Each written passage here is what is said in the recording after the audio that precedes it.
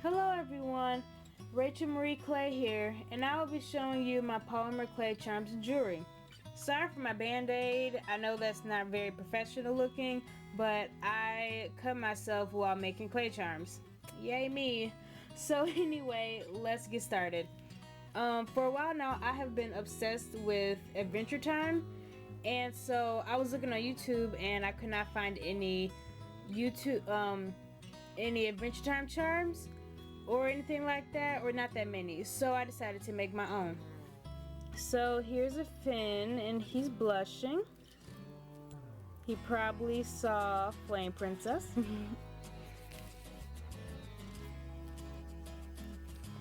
Here's a Jake charm and he is asleep. I think I'm going to make a different Jake charm. And here is Flame Princess. And I kind of messed up back there, but we're going to disregard that. And I'm probably going to make a new one of her as well. And here's a Finn figurine. And it is the episode where he is doing the dance in the bathroom where Marceline goes into his memories. I'm a buff baby that can dance like a man. I swear, I did this almost 20 times and I do that song every time and I still laugh. Here is a Finn charm and he is wearing a Jake hoodie. And I got the idea from One Standout One, and she did a Hello Kitty with a Rilakkuma hoodie. So I just took the idea and made it a little bit original by doing a Finn and Jake one instead. And here is a Fiona charm. I love this charm so much. I've worn it literally every day. So that is it for the Adventure Time charms. So now I'm calling this segment Chibi Girls, because they're pretty much all Chibi girls.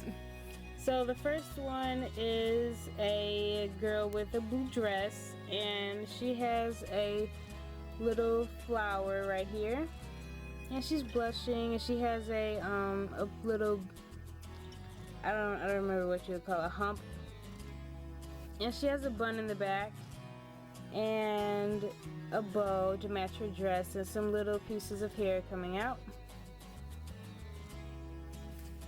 And her head is really big, so her head is so big she can't stand up straight. And this is a girl with green and a green polka dots and a green bow. And her dress is purple. I don't know if you can really see that, if the camera captures that. And she's bouncing on her right leg because she's cute like that. And so these next two ones are pairs. So this is a panda, a chibi panda, and a chibi girl. And she sees something pretty shocking, and the panda is copying her. And she has little polka dots on her dress. And a pigtail, and the panda, she's really small. You see, she's smaller than my thumb, my thumbnail. That's the back.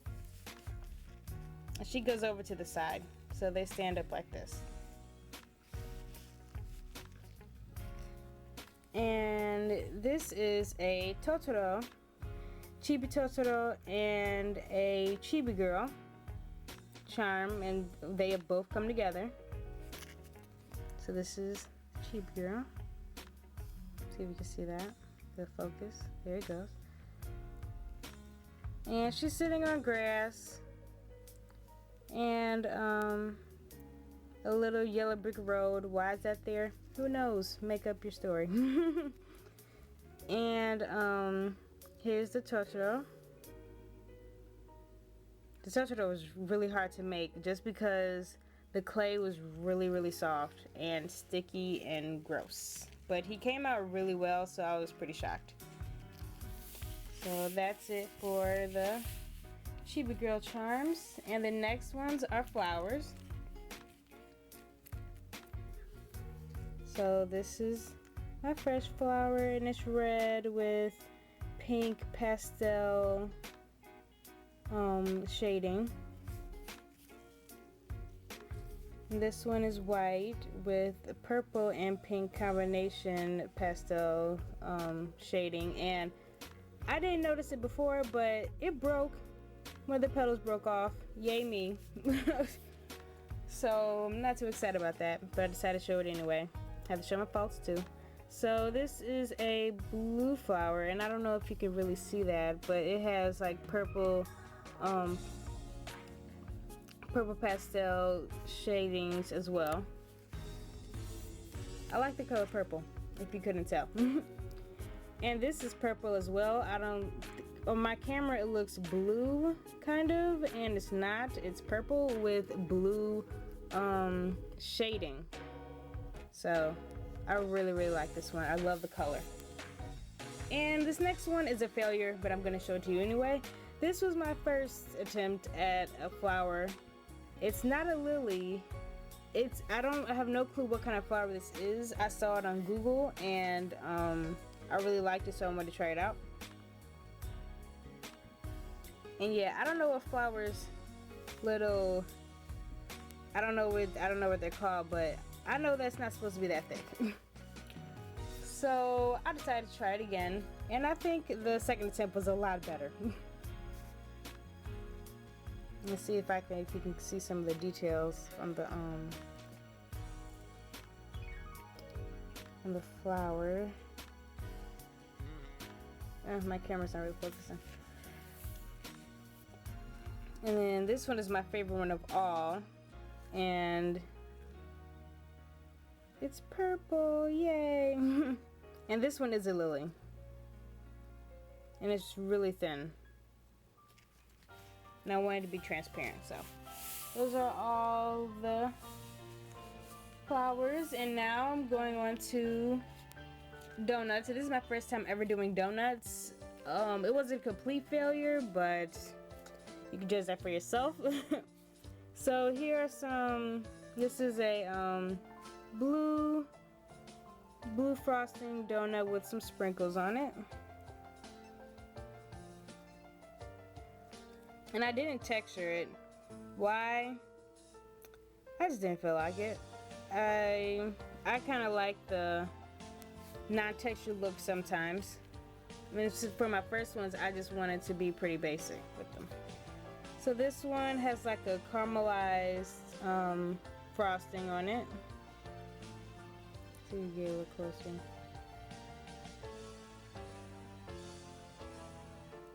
Yep.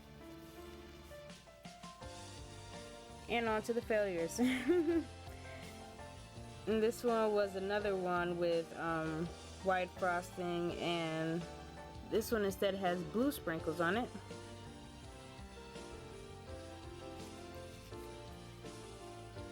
And this one is a white, just plain white frosting, and I have no clue what happened. Something happened from the baking pan on into the oven and out of the oven, and I have no clue what happened. So yeah. And this one is a Adventure Time, lo and behold, Adventure Time donut. It kind of looks like Mickey Mouse, but it's not. This is the white for Finn's hat, and then his shorts, his blue shorts. See, I love Adventure Time. And now the next ones are Dum Dums, and I got the idea from Tony Ellison. But instead of doing exactly like hers, I decided to put little bows on it. So I used hot glue, and I put them together like this.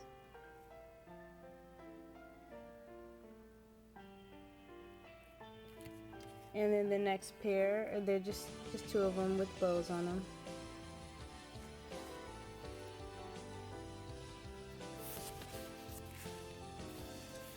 And so the next ones are all bracelets. So this was my let's do this one. This was my first attempt at a braided bracelet. I saw this online somewhere, and I think I saw it on Pinterest, and so I wanted to give it a try. And it wasn't long enough, or it wasn't big enough, I should say. And so I decided to put little clamps on it so it would be wearable. So I think that was pretty good for my first try. But my second try was not so great. This is the bracelet, and it's braided, of course, and it's too big. It is way too big for my wrist. I'll see if I can kind of get it in the camera. You see that? Look at that. Look at how big that is. Whose hand is that big? Whose wrist is that big? Not mine. So that was my failed attempt.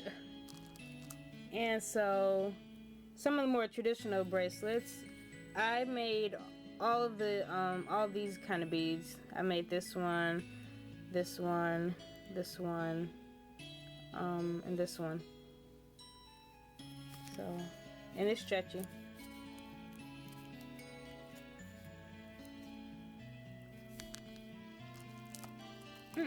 Come out. And then I made this one, but only this. I made this bead, and this one, but the rest of them I did not make. So I was trying to save up on clay. And it stretches too.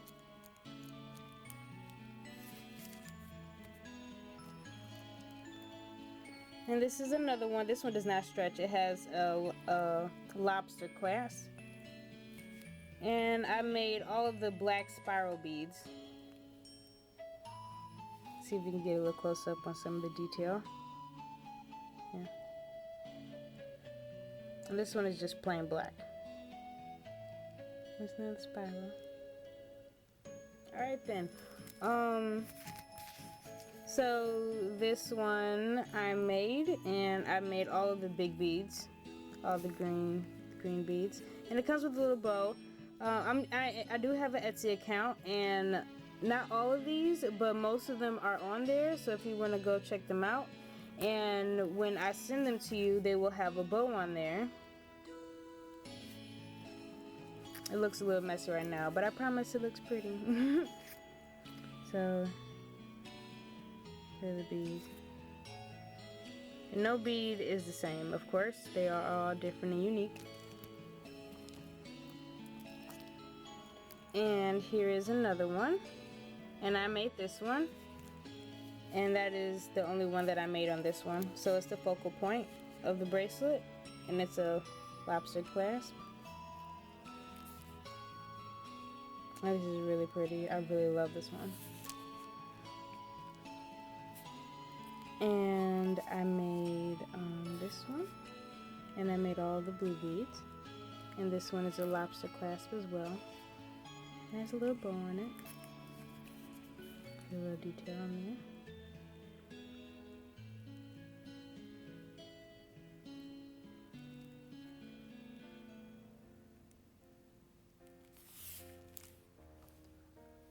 And last but not least, this one, none of the beads I've made her on this one. This one is for my cousin, and I decided, because I don't really like white clay, and she wanted a red and white bracelet, that I would just use the store-bought beads instead. I don't like how white clay comes out of my oven. It turns into a really weird white color. And at the time, I didn't have a strategy of how to keep the white clay out. I mean the weird color from happening, but now I do have a strategy. But this was before that. But I still love it. I love all my bracelets the same. And so that's it for the bracelets. And I made a matching anklet for her, and I decided to do a different technique and to kind of do a chain link anklet. And instead of the lobster clasp or the other clasp, this one you twist and take off and put it on, and then you just twist back on. And then you twist it back on so it will stay on and it won't be any worries of it coming off or breaking off or anything like that. So yeah, I like it. So that's the only anklet I made. And then these were rings that I made with the same kind of technique as the braided bracelets. They're kind of bendable a little bit.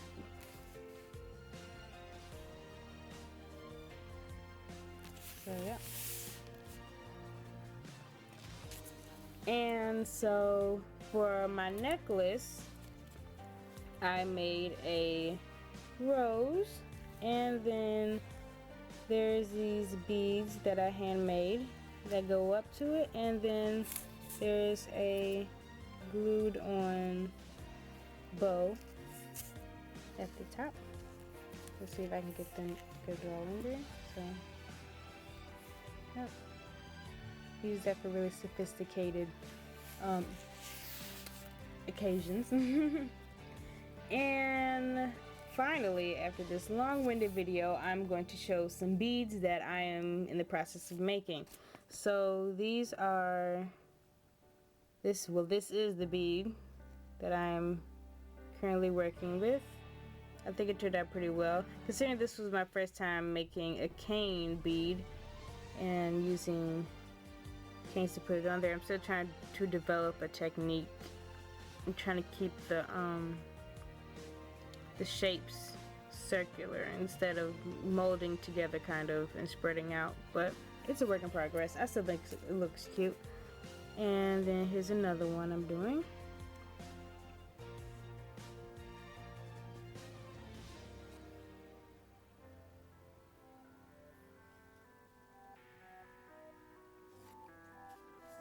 So yep, that is it. Thank you for watching this really long video.